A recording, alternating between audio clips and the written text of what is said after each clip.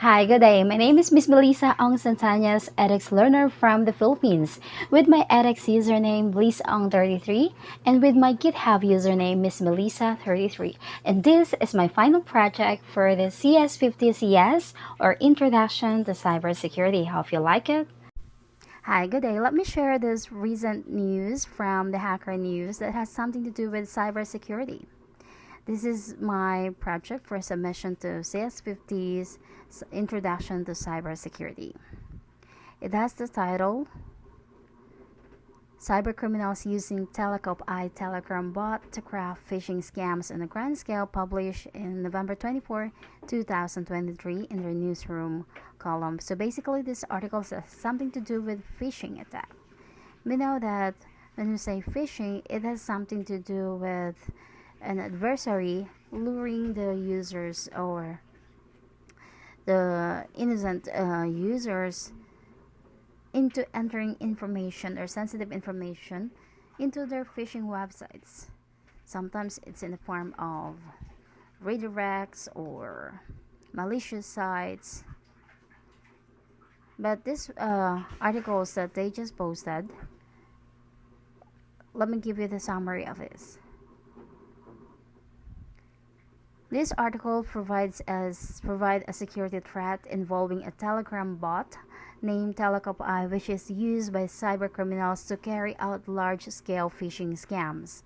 The operation, allegedly run by a group masquerading as Neanderthals, employs a hierarchical structure with various members assigned different roles.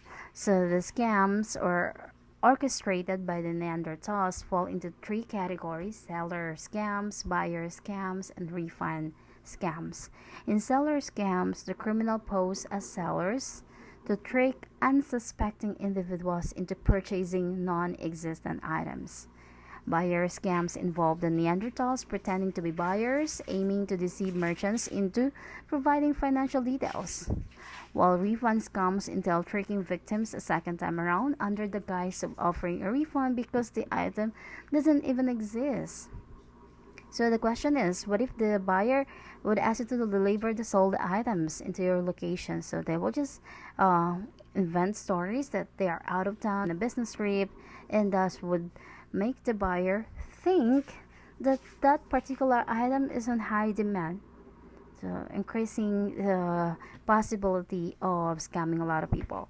So the article also mentions the use of web scrapers to gather information from online marketplace listings, allowing this group to select ideal targets for their scams. Additionally, the criminals employ various tactics such as using VPNs, proxies, and DOR or the onion router to remain anonymous, and engaging in real estate scams by creating fake apartment listings and convincing victims to pay reservation fees through phishing websites.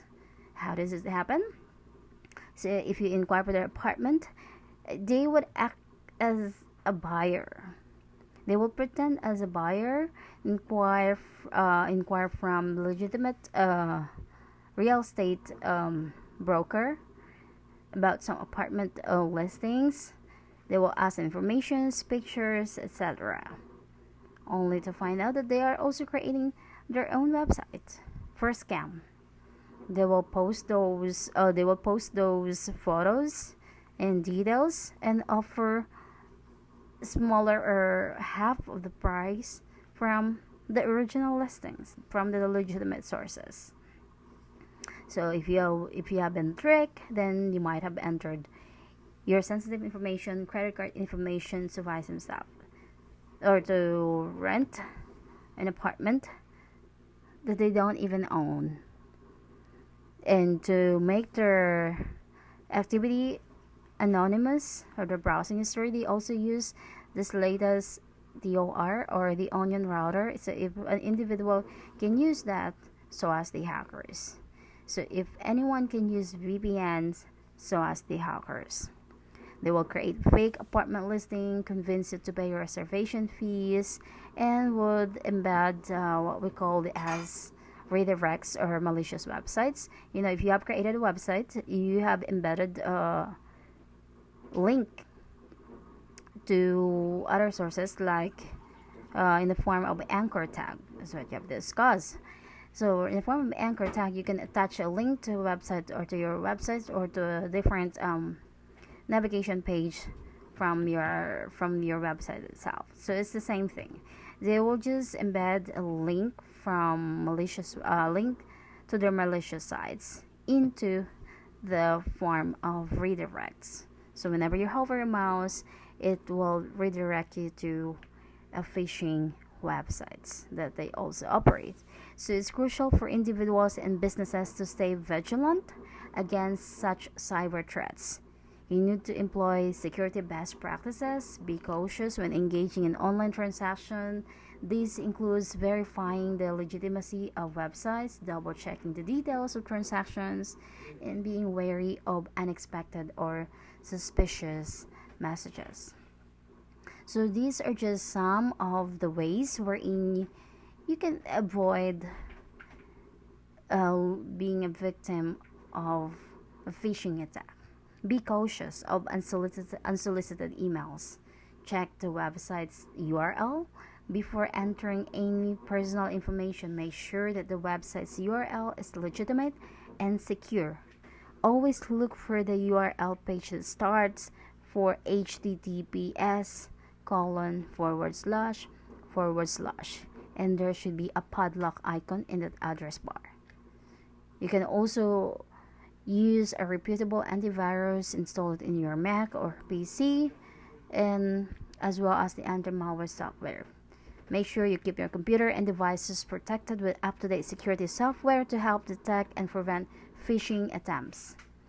You can also enable two-factor authentication and add an extra layer of security to your online accounts by enabling two-factor authentication, which requires a second form of verification in addition to your password, in such a way that it will be challenging for an adversary to impose a threat to your